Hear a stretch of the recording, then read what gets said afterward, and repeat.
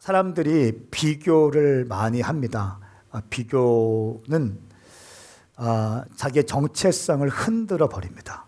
내가 얼마나 소중한 존재인지를 흔들어 버리는 아주 큰 힘이 있습니다. 근데 오늘 말씀을 한마디로 말하면 빌라델피아 교회는 작은 능력을 가졌지만 하나님께 칭찬받은 것을 이야기합니다.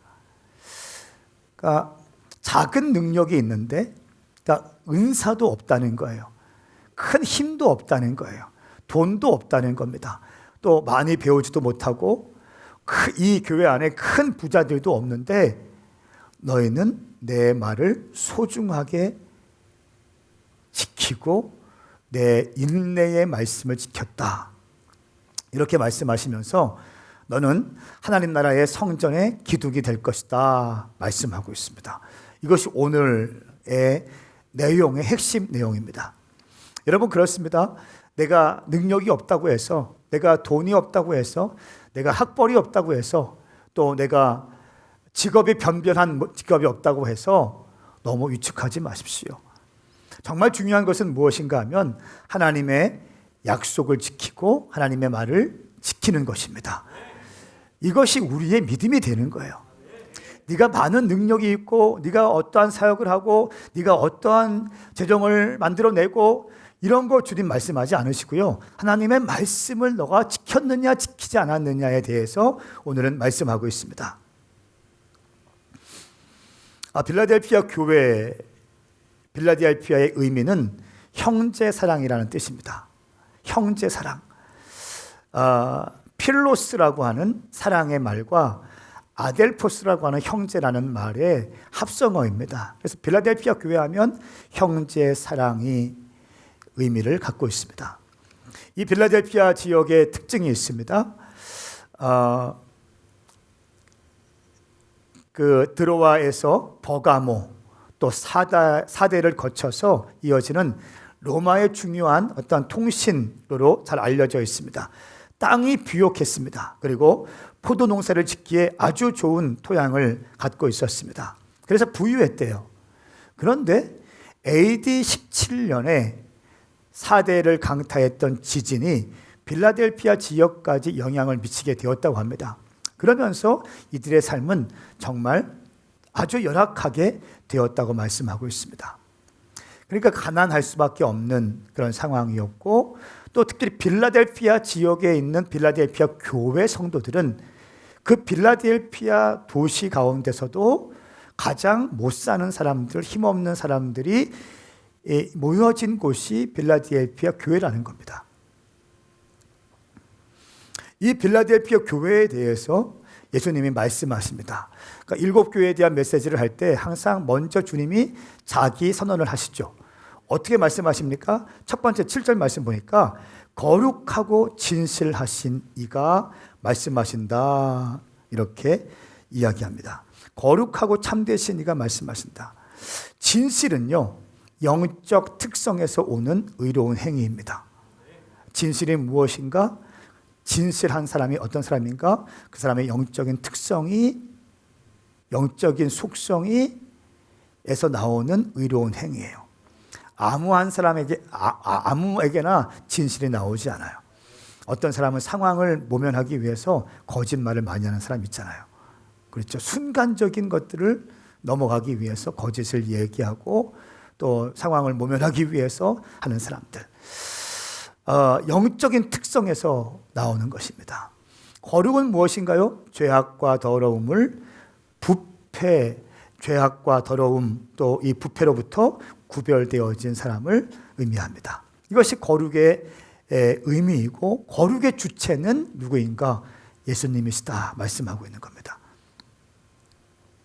이 거룩하고 참되시니, 진실되시니, 그리고 다윗의 열쇠를 가지시니 말씀하고 있습니다.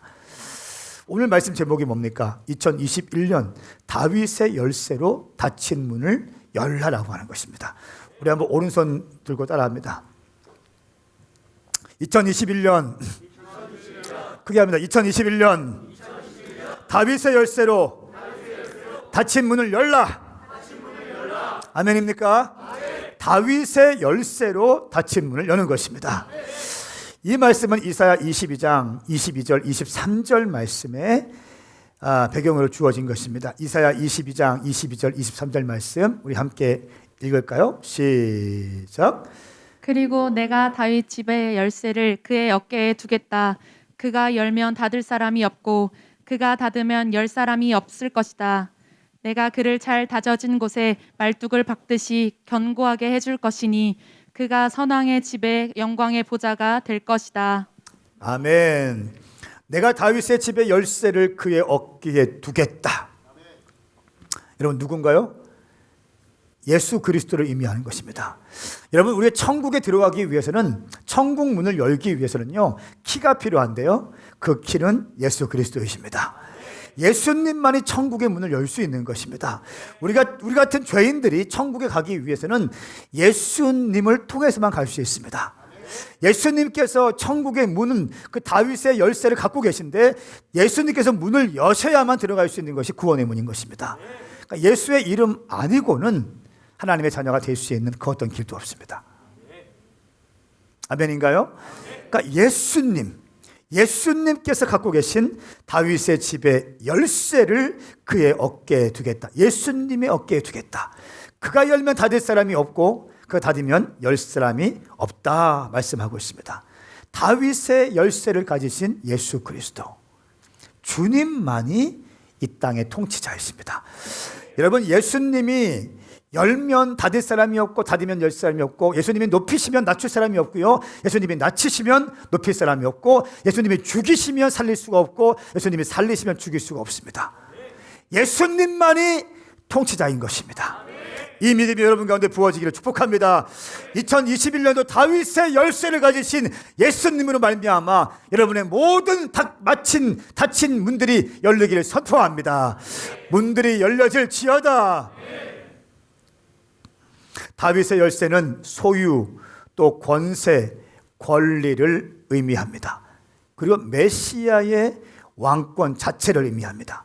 다윗의 열쇠란 무엇인가 하면 메시아적인 권세, 메시아적인 능력, 예수님이 갖고 있는 통치권, 권위, 권세, 권리를 의미하는 거예요. 다윗의 열쇠, 모든 것을 열어버릴 수 있는 거예요. 그분이 열면 닫을 자가 없는 것. 여러분 그런데 오늘 이 말씀을 보니까 이렇게 말씀하세요. 8절 말씀에 내가 너의 행위를 안다. 내가 네 앞에 열린 문을 두었으니 보세요. 열린 문 두었다. 이게 어떤 의미일까요? 이미 하나님께서 예수님이 다윗의 열쇠로 문을 열어놓으신 것을 의미합니다. 열린 문을 두었으니 아무도 그 문을 닫을 수가 없다. 이는 네가 힘이 약한 가운데서도 내 말을 지키고 내 이름을 부인하지 않았기 때문이다. 제가 말씀을 이렇게 준비하는데 오늘 이 말씀이 너무 달콤하게 느껴지네요. 8절 말씀이 열린 문을 준비해 두었다. 다윗의 열쇠로 내가 문을 열어놓았다. 근데 어떤 사람들 가운데요? 이는 네가 힘이 약한 가운데서도 내 말을 지키고 내 이름을 부인하지 않았기 때문이다. 힘이 강해서 또 돈이 많아서 부자여서 좋은 직장에 다녀서 그런 내가 열린 문을 허락한 것이 아니라 네가 힘이 약한 가운데서도 내 말을 지키고 내 이름을 부인하지 않았기 때문이다 말씀하고 있습니다. 오늘 우리는 이 요한계시록 3장 8절 말씀을 통해서 열린 문, 내 인생 가운데 열린 문이 있고 닫힌 문이 있는데 열린 문 가운데 달려갈 수 있는 비결을 배울 수 있어요. 내 능력과 힘이 아닙니다. 아멘 하세요. 내 힘과 능력이 아니에요. 당신의 힘과 당신의 어떤 커리어와 당신의 어떤 것이 아닙니다. 하나님께서 다윗의 열쇠, 예수님께서 다윗의 열쇠로 닫힌 문들을 열어놓으시고 문들을 여시고 여러분의 인생의 앞에 갖다 놓으시기 위한 그런 조건부의 사람들은요, 적은 능력으로도 예수님의 말을 지키는 자예요. 할렐루야. 이런 사람들 가운데 주님께서 열린 문을 허락하실 것이다. 또 내 이름을 부인하지 않았기 때문이다 말씀하고 있습니다. 예수님의 이름을 부인하는 자, 돈 많이 벌기 위해서 예수님 그냥 눈 감고, 어떤 사람 이런 사람이 있다고 합니다. 코로나 바이러스로 이제 교회가 많이 위축됐습니다. 언론들 보십시오. 모든 것이 다 교회발 이런 말 나오고 있습니다. 제가 제주도 갔다 왔거든요. 제주도에 사람 엄청 많습니다. 사람들 피해 다녔습니다. 교회 지금 어떻습니까? 이 넓은 교회당에 20명만 딱 앉아 있어요. 카페에 가보십시오. 식당에 가보십시오. 사람들 바글바글 합니다. 교회만큼 방역수칙을 잘 지킨 데도 없습니다. 그래요. 사실 지하철 타보십시오. 사람들 미어집니다. 교회만큼 거리두기하고 온도 잘 체크하고, 지금 손소독제가 이렇게 많이 깔려 이런 데 어디 있습니까? 근데 언론에서는 교회발. 물론 일부에서는 잘못된 것이 참 많이 있다고 봅니다. 어쨌든 주님께서 우리 교회 가운데 행하시겠다는 것입니다. 우리 주님께서 우리 교회 가운데 열린 문을 두시기 위해서는 우리가 예수님의 말씀을 잘 지키고 내 이름을 부인하지 않는 것. 예수님의 이름을 부인하지 않을 때 주님께서 우리에게 열린 문을 주신다는 거예요. 이 믿음이 여러분 가운데 부어지길 축복합니다. 열린 문은 필라델피아 교회의 교인들에게 복음 전할 수 있는 많은 기회가 열려 있다는 것을 말씀드릴 수 있습니다. 필라델피아 교회는 힘이 약한 중에도 내 말을 지키고 부인하지 않았다. 주님이 살다 보면 문을 여실 때가 있습니다. 닫으실 때가 있고요, 여실 때가 있습니다. 그렇죠. 이 온라인 지금 예배 드리고 있는데 오프라인 예배가 열릴 때가 있었죠, 계속. 근데 지금은 닫혀 있는 때입니다. 현장 예배가 열려 있을 때가 있고 닫힐 때가 또 있죠. 내 인생 가운데 어떠한 은총의 문이 열릴 때가 있고 아무리 씨름해도 닫힐 때가 있어요. 영혼의 어두운 밤, 아가서의 말씀처럼 아무리 내가 울부짖고 주님을 찾지만 찾을 수 없고, 찾으면 찾을수록 더 어떤 어려운 일들이 생기고 그럴 때가 있다는 거예요. 그런데 중요한 것은 뭐냐면 열린 문이 열렸을 때에 그 기회를 놓치지 않는 것이 중요합니다. 제가 지금 설교하고 있는 이 내용은요, 2020년도 6월 달에 했던 성령과 교회 시리즈, 요한계시록에 나와 있는 소아시아 7개에 대한 설교 내용들을 상당 부분 많이 지금 다시 앵콜로 설교하고 있는 내용입니다. 마르코 폴로라고 하는 그 형제, 마르코 폴로 형제가 1269년에 중국 땅에 방문했었습니다. 1269년도는요, 중국의 복음의 문이 활짝 열릴 수 있는 기회가 있었습니다. 왜냐하면 이 동방견문록을 쓴 마르코 폴로 형제가 원나라 때에 중국을 방문했습니다.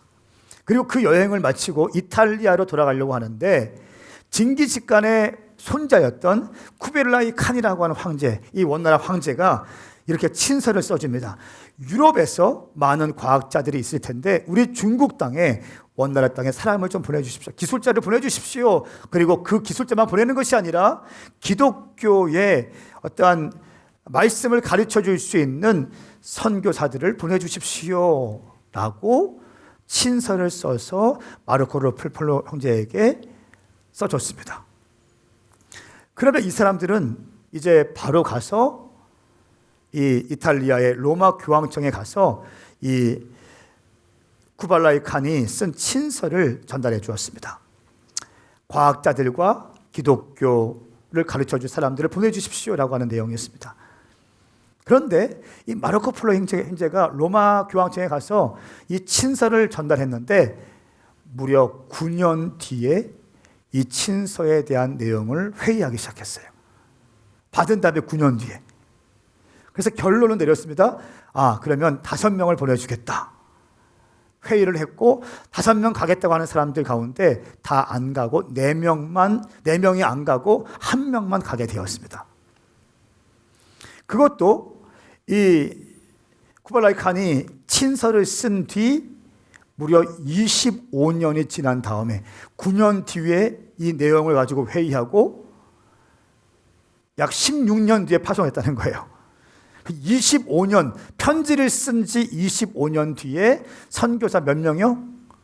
한 명을 파송했어요. 가서 보니까 쿠발라이 칸이 살았을까요? 죽었을까요? 이미 죽었습니다. 죽은 다음에 선교지에 가요. 무슨 말입니까?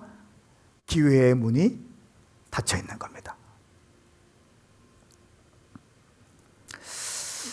하나님은 기회의 문을 여실 때가 있습니다. 만일 이 쿠발라이 칸이 마르코 폴로 형제에게 친서를 썼던 1269년도에 이탈리아 로마 교황청에서 바로 선교 전략 회의를 갖고 바로 믿음이 있는 사람들 바로 훈련시켜서 한 1년 안에 한 3, 40명, 7, 80명 복음에 불타오르는 사람들 떼거지로 교회 개척의 전략을 가지고 파송했더라면 어쩌면 중국 땅에 복음이 어마어마하게 임했을지도 모르겠어요. 아시아 전역 가운데 복음이 일어나겠고 선교 전역 가운데 전 세계 전역 가운데 복음이 일어났을 거예요. 중국 사람들은 어디를 가든지 식당을 만들거든요. 그 정신에서 어딜 가든지 교회를 개척했던 한국 교회처럼 같이 막 교회를 개척했으면 어마어마한 역사가 있었을 거예요. 기회의 문이 닫히기 시작했습니다. 여러분, 기회의 문이 열렸을 때 우리가 주저하게 되는 이유가 뭘까요?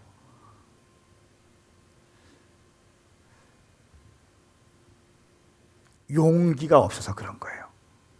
담대함이 없기 때문에 그런 겁니다. 그러니까 기회의 문이라고 하는 이 기회의 문은요, 우리가 지금 볼 때에 너무 어려워 보일 때가 많습니다.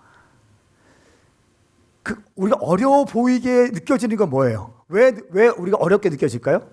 무엇 때문에 어렵게 느껴져요? 안정감이 흔들린다고 느껴지기 때문에 우리는 부담을 갖는 거예요. 그렇죠? 안정감이 흔들린다는 건 뭡니까? 대부분 재정적인 어떠한 막대한 손실들, 어느 정도 재정이 준비되면 내가 움직이겠습니다. 뭐 이런 것들 있지 않습니까? 그러니까 이런 재정적인 것들이 뒷받침되어 주지 않으면 우리는 안정감이 없다고 느껴지는 거예요. 그러면 담대하게 이 기회의 문이 열렸는데도 들어가지 못해. 그래서 여러분, 저는 믿음이 무엇인가 할 때 믿음은 상당 부분 담대함과 연결되어 있습니다. 아멘 합시다. 담대함과 연결되어 있어요. 어떤 사람들 제가 믿음으로 사람들 세울 때 보면요, 어떤 사람들은 제가 좀 세우고 내 옆에 두고자 하는 사람들의 특징이 있는데 담대한 사람들이에요. 그리고 단순한 사람들, 물론 전략적으로 전략을 갖고 있고 지혜로운 사람들 굉장히 중요합니다. 이사갈 지파에 영이 있는 자들 굉장히 중요합니다. 그러면 목회팀에서 그런 것들 받아내야 되는 거고, 무엇인가 뚫어내고 돌파하기 위해서는 그냥 머리 굴리지 않고 계산하지 않고 믿음 가운데 기도하다가 확신 오면 그것을 뚫어낼 수 있는, 어떠한 안정감이 흔들린다 할지라도 들어갈 수 있는 담대함이 필요하거든요. 그런데 너무 머리 굴리다가 기회의 때를 놓쳐버리는 경우가 많습니다. 근데 오늘 이 빌라델피아 교회는요, 주님이 칭찬하십니다. 네가 힘이 약한 가운데서도 내 말을 지켰다 말씀하고 있습니다. 작은 능력으로 하나님의 약속을 지켰다는 거예요. 그러니까 작은 능력이라고 할 때 이 작은 능력의 의미가 뭘까요? 빌라델피아 지역은요, 굉장히 좀 어려운 지역이었대요. 그런데 빌라델피아 지역 가운데서도 예수 믿는 사람들은 더 어려운 자들이었죠. 가난한 사람들이었을 거예요. 아마 아르바이트하고 일자리 못 구하고 이런 사람들이 대부분이었다는 거예요. 그런데 그 사람들이 어떻게 했다는 겁니까? 적은 능력으로. 그 사람들이 헌금 믿음으로 해봤자 얼마 안 나온다는 거예요. 그런데 이 적은 능력, 적은 재정, 적은 삶의 컨디션, 이 환경 가운데, 이 어려운 가운데 있는 적은 능력 가운데 있지만 예수님의 말씀을 붙들고 지켰다는 것입니다. 그리고 그 능력을 지키고 그 말씀을 지킨 자들 때문에 주님께서 하신 말씀이 뭡니까? 11절 말씀에 10절 말씀, 내가 내 인내의 말을 지켰으니 나도 너를 지켜줄 것이다. 이 말씀이 나오는 거예요. 네가 나의 말을 지켰으니 내가 너를 지켜주겠다.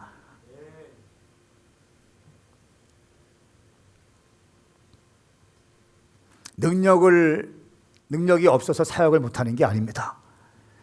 돈이 없어서 사역을 못하는 게 아닙니다. 힘이 없어서 사역을 못하는 게 아니에요. 하나님의 사역은 하나님의 능력으로 하는 겁니다. 하나님의 공급받은 능력으로 하는 거예요. 그러니까 성령 받아야 하나님의 일을 할 수 있는 거예요.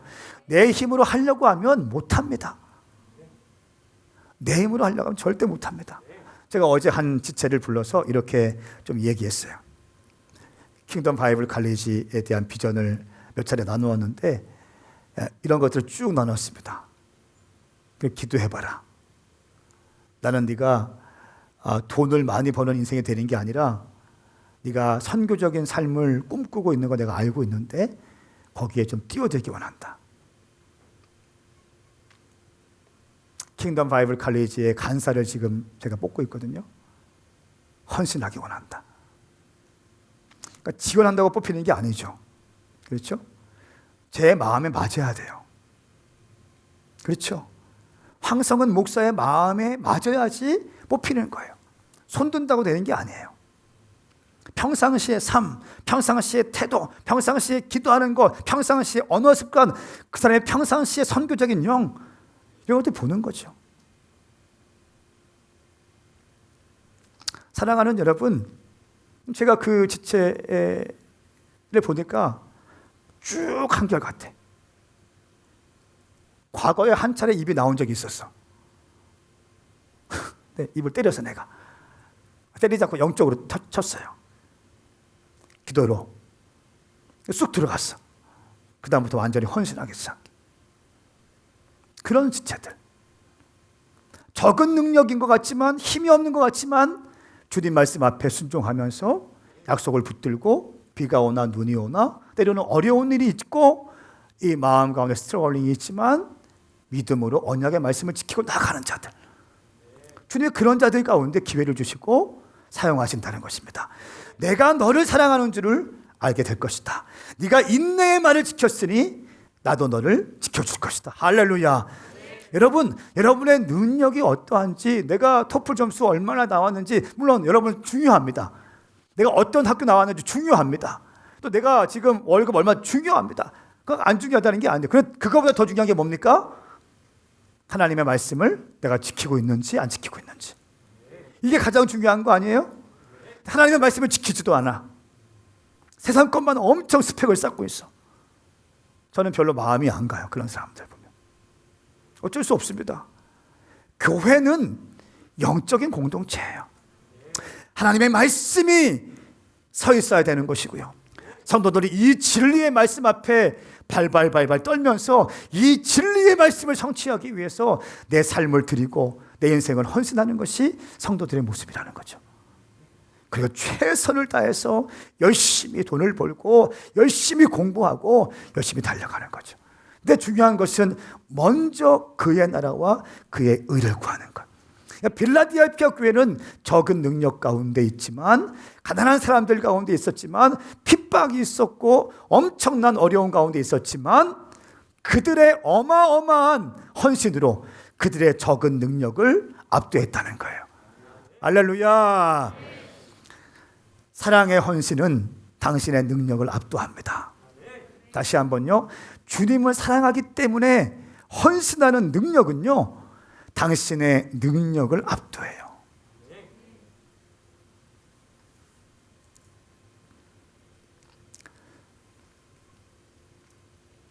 그 당시 로마의 속국들의 인사법은 마찬가지, 지난주에 말씀드렸습니다. 가이사가 나의 주님입니다 라고 하는 고백이 인사법이었어요. 왜? 로마의 속국이니까. 로마의 황제 가이사가 나의 주님입니다. 이것을 이렇게 인사해야 되는 것이에요. 그런데 유독 크리스찬들만은 그렇게 하지 않았어요. 왜? 예수님, 하나님 다 뭡니까? 유일신이거든요. 예수님도 신, 가이사도 신, 이세벨도 신, 아세라도 신, 이런 거 아니잖아요. 기독교는 주님만이 왕이십니다. 주님만이 나의 왕이십니다. 그렇기 때문에 가이사가 나의 왕이 될 수 없습니다. 라고 하는 고백을 해야 되는 거였어요. 그렇게 인사하지 않고 고백하지 않으면 붙잡혀 가서 사자의 밥이 되는 겁니다. 콜로세움에 들어가서 던져지는 거예요. 그러면 굶주린 사자가 일어나서 그냥 핥혀버리면서 뼈를 부서뜨리고 잡아먹게 되는 거죠. 그런 죽음 앞에서 믿음의 선배들이 뻔히 그렇게 믿음의 고백을 하면서 죽어가는 것을 알고 있고 눈으로 보았고 귀로 듣고 있음에도 불구하고 이들은 여전히 주님만이 왕이십니다.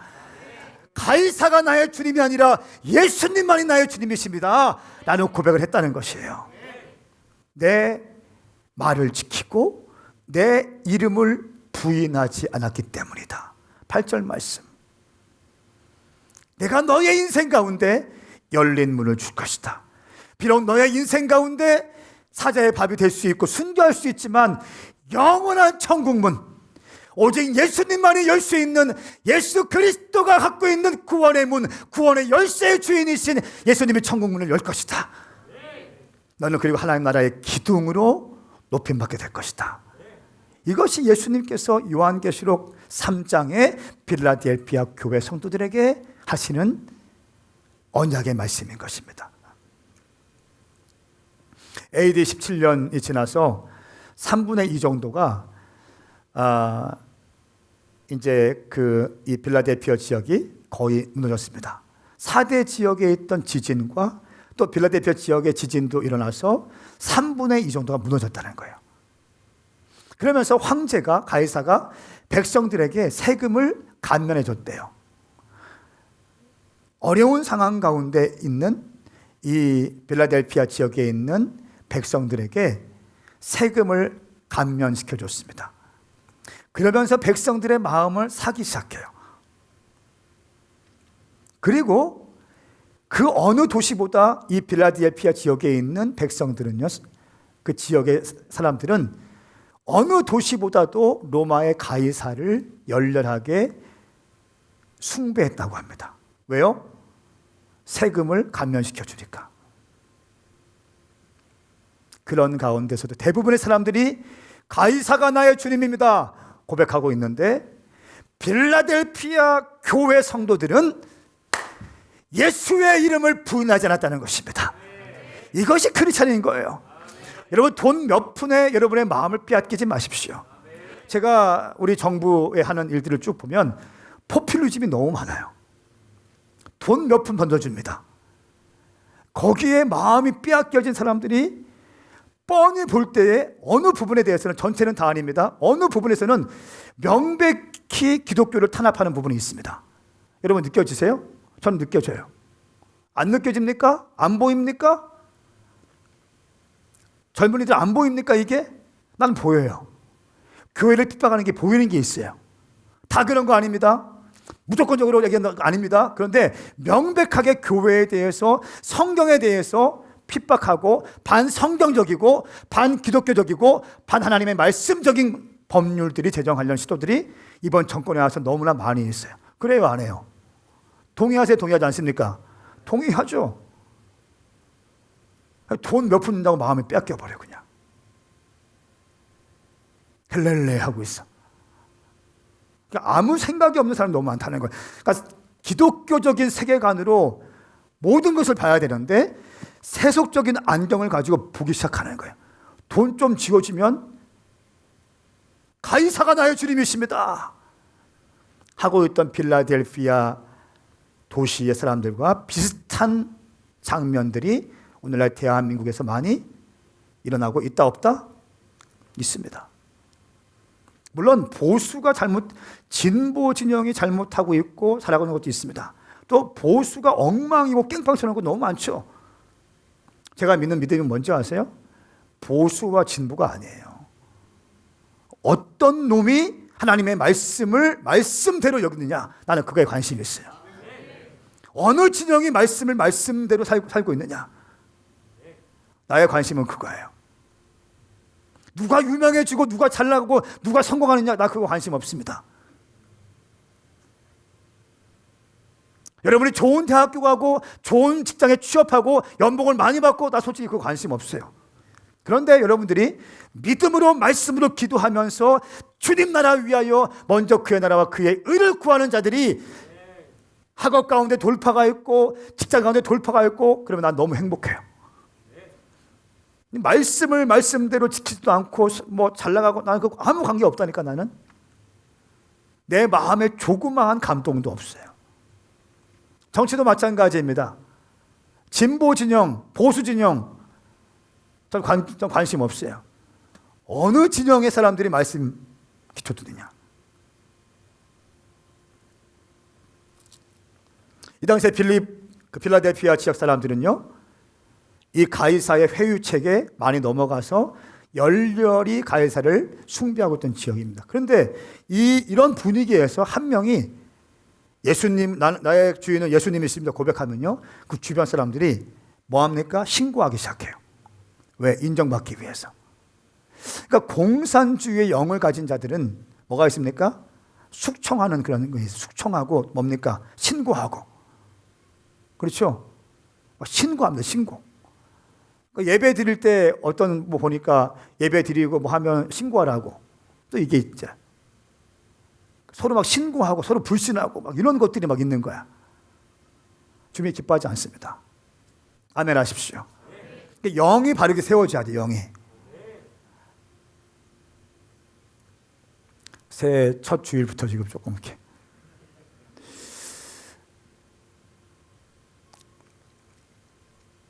자, 그런데 내가 힘이 약한 가운데 내 말을 지켰다 말씀하면서 또 칭찬하고 있는 것은 뭡니까? 10절 말씀. 네가 인내 말을 지켰다. 그러면서 하시는 말씀이 나도 너를 지켜줄 것이다 말씀하고 있습니다. 필라델피아 교회는 지진으로 인해서 정서적인 패닉이 왔던 그런 도시입니다. 두려움이 있는 도시입니다. 두 번째로 말씀드렸습니다. 황제 숭배가 있었고 상인조합이었던 길드에 가입해야 살 수 있는 도시였고 그 길드 상인조합에 들어가야 정상적인 비즈니스를 할 수 있는 그런 도시였습니다. 그런데 이 길드 상인조합에는요, 가이사에게 또 돈을 걷어서 드려야 되는 그런 상황이 있었어요. 그렇기 때문에 크리스찬들은 여기에 들어가지 않았다고 합니다.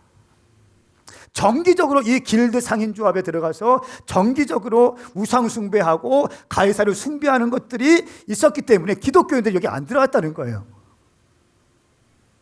그러니까 엄청난 세금 폭탄 받는 거예요. 살아낼 수가 없습니다. 가난 가운데 있을 수밖에 없습니다. 그런데도 우리 믿음의 선배들은 고난과 핍박 가운데 믿음을 지켰다는 것입니다. 자칭 유대인들이라고 하는 사람들의 회유를 감내하며 살았다. 적은 능력으로 그 필라델피아 지역의 최하층민으로서 살고 있는 필라델피아 교회 성도들의 모습이에요. 필라델피아 지역에서 중요한 자리들, 요직을 차지하고 있는 자리가 아니라 그 지역에서 최하층민의 삶을 살고 있는 필라델피아 교회 성도들의 모습이에요. 자발적 가난을 선택한 거죠. 이런 사람들에게 주님 말씀하십니다. 12절 말씀 함께 읽겠습니다. 시작.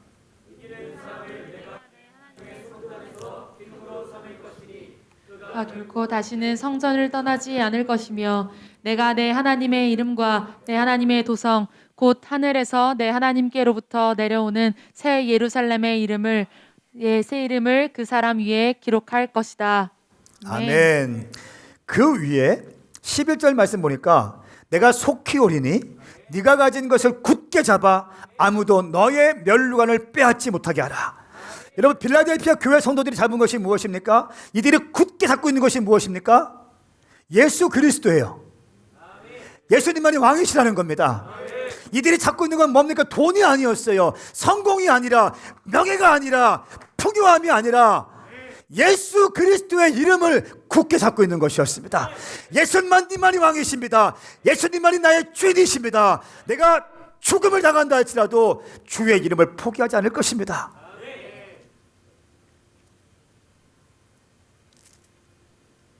굳게 잡아 아무도 너의 면류관을 빼앗기지 않게 해라. 빼앗지 못하게 해라. 여러분이 갖고 있는 믿음을 빼앗기지 않게 축복합니다. 여러분이 가지고 있는 신앙을 빼앗기지 않을지어다. 여러분이 갖고 있는 주님을 향한 뜨거운 사랑의 불을 빼앗기지 않을지어다. 사랑의 불을 빼앗기지 마세요. 믿음의 불을 빼앗기지 마세요.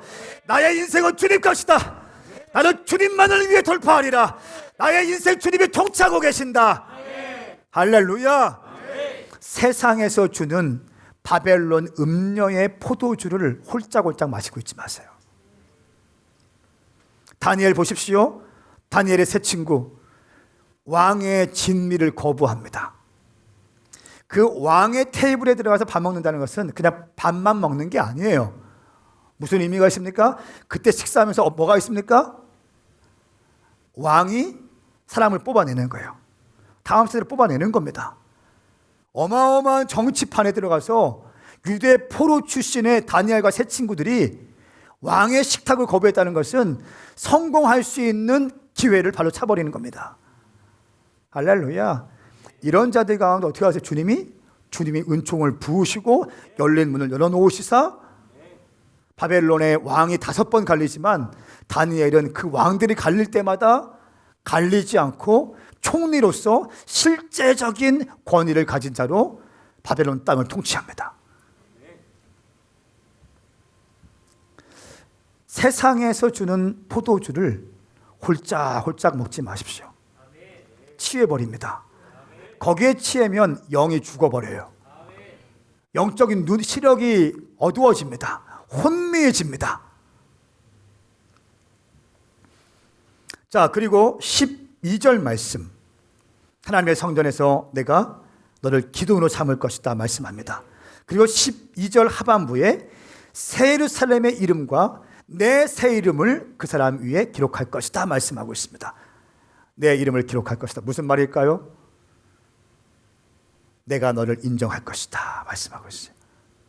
내가 너를 인정할 것이다. 또 뭡니까? 하나님 나라의 성전의 기둥으로 삼을 것이다 말씀하고 있어요. 성전 기둥으로 세울 것입니다. 제가 가끔 우리 장년들에게, 청년들에게 이렇게 얘기합니다. 당신이 오메가 교회의 기둥이 되어 주십시오. 당신이 성벽이 되어야 됩니다. 또 어떤 사람에게는 너는 믿음의 장군이 되라 이렇게 얘기합니다. 너는 아직 청년이고 그런데 야 박장로 막 이렇게 막 김장로 해가면서 너는 장로가 돼야 된다. 무슨 말입니까? 같은 맥락이에요. 하나님 나라의 기둥으로 세워지라고 비전을 제시하고 있는 겁니다. 사랑하는 여러분, 오늘 빌라델피아 교회는요 적은 능력으로 주님의 약속의 말씀을 지켜내갔으며 또 예수님의 이름을 부인하지 않았습니다.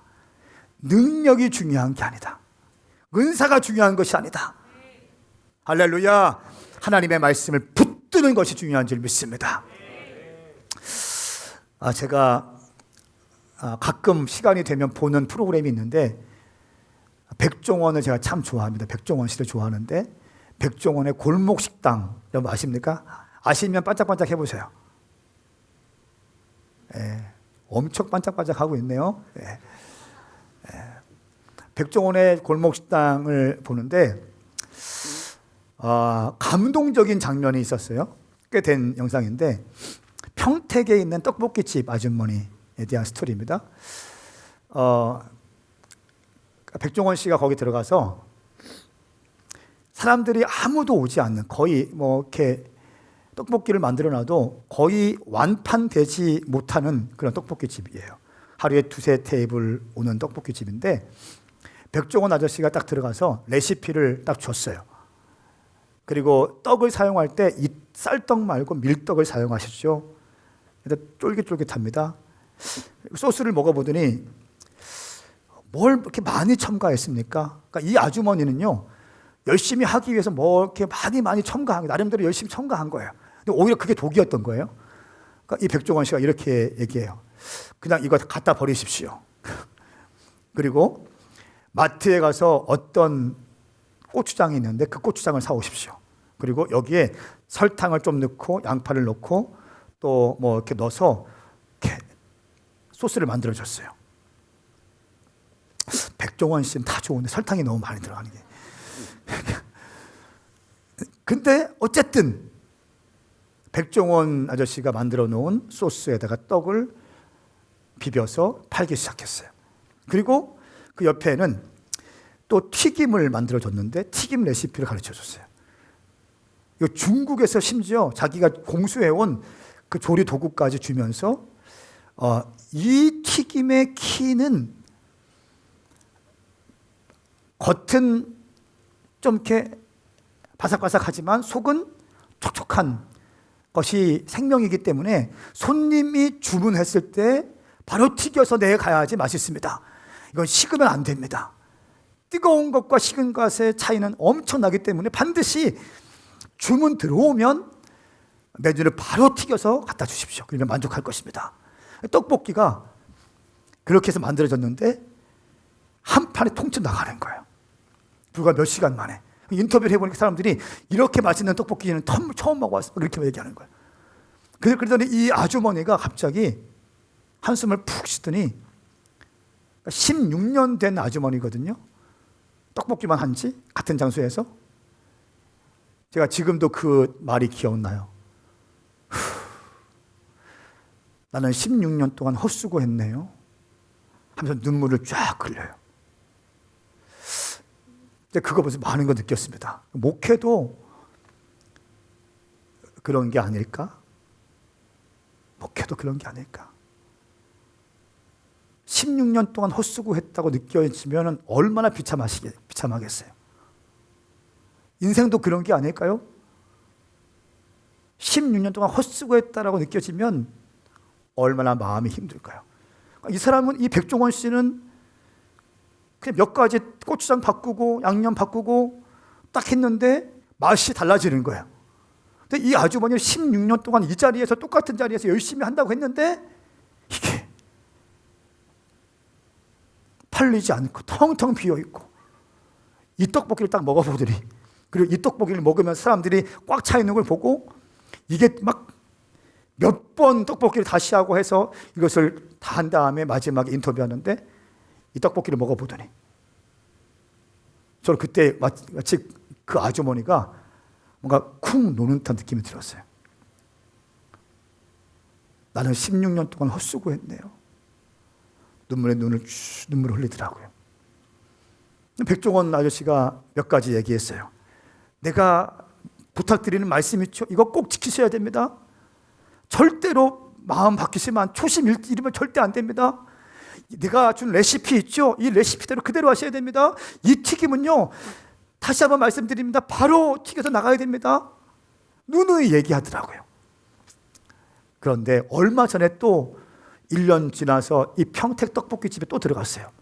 근데 들어가기 전에 보니까 댓글로 튀김이 다 안 익은 것 같아요. 떡볶이가 맛이 없어요. 맛이 변한 것 같아요. 이 댓글들이 많이 막 열리기 시작했어요. 그래서 백종원 아저씨가 1년 만에 들어갔어요. 그러니까 가게가 텅 비어 있는 거예요. 그러면서 이 백종원 아저씨가 이 아주머니에게 막 화를 내면서 하는 영상이 있습니다. 한 3분 30초짜리 영상인데 이 영상을 보시고 우리 함께 기도했으면 좋겠습니다. 그러니까 1년 만에 변했어요.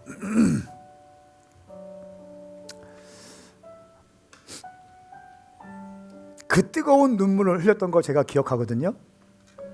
나는 16년 동안 허송세월 보냈네요 하면서 눈물을 흘렸어요. 그리고 약속하신 대로 잘 약속을 제가 지키겠습니다. 시간이 지나면서 레시피대로 하지 않아요. 약속을 지키지 않죠. 약속을 안 지킬 수밖에 없는 나름대로 이유가 다 있죠. 남편이 금방 어디 가느라고, 또 뭐가 하느라고. 여러분, 오늘 이 말씀을 통해서 여러분 무엇을 느낍니까? 오늘 이 영상 제가 여러분께 왜 보여드렸다 생각하십니까? 우리가 주님을 만나서 은혜 받을 때는요,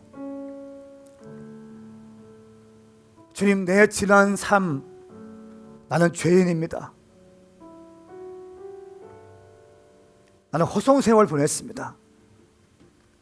내가 이제 주님 만났으니 내 삶 가운데 주님 인도하여 주십시오.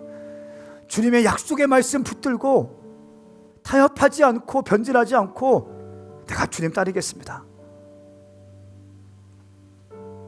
그런데 시간이 지나면 지날수록 마음이 식어지죠.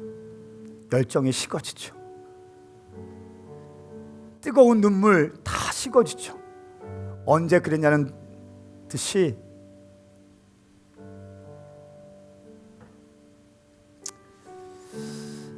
여러분, 백종원 아저씨의 말만 잘 들어도, 그 약속만 잘 지켜도, 레시피만 잘 따라 해도 사람들이 몰려왔었거든요. 사람들이 그렇게 좋아했었거든요. 사업이 잘 되거든요. 여러분, 이 땅을 창조하시고 이 땅을 치우시고 다윗의 열쇠를 갖고 계신 주, 주님이 열면 닫을 자가 없고 닫으면 열 자가 없고, 주님이 세우시면 낮출 자가 없으며 주님이 낮추시면 세울 자가 없고 주님이 내리시면 높일 자가 없는 이 땅의 통치자이신 예수 그리스도, 이 땅을 창조하신 예수 그리스도, 하나님의 보좌의 우편에 앉으셔서 주님과 함께 통치하시는 만왕의 왕이신 예수 그리스도, 그 주의 약속의 말씀. 여러분, 오늘 필라델피아 교회 성도들에게 주님 칭찬하신 게 무엇입니까? 네가 힘이 약한 가운데도 내 말을 지키고 있었구나. 내 이름을 부인하지 않았구나. 네가 내 인내의 말을 지키고 있었구나. 사랑하는 여러분, 예수 그리스도의 말씀을 붙드셔야 됩니다. 여러분의 기도도 말씀으로 기도하셔야 됩니다. 여러분의 모든 인생 말씀의 인내로, 말씀을 지키심으로, 언약의 말씀을 지키심으로 승리할 수 있기를 축복합니다. 다윗의 열쇠로 닫힌 문들을 열어보십시오. 이것은 무엇을 의미합니까?